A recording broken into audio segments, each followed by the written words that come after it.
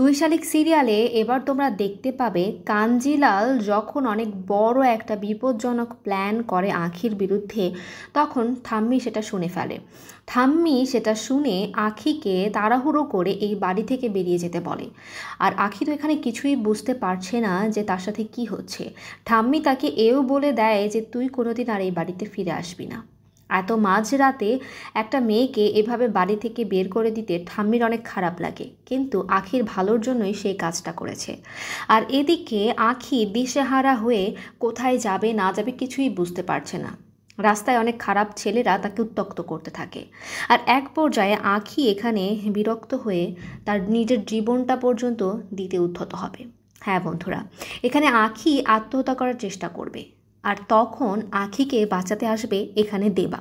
হ্যাঁ বন্ধুরা, দেবা ভাববে ঝিলিক এটা কী করছে, কিন্তু আসলে যে সেটা আখি সেটা তো দেবা জানে না।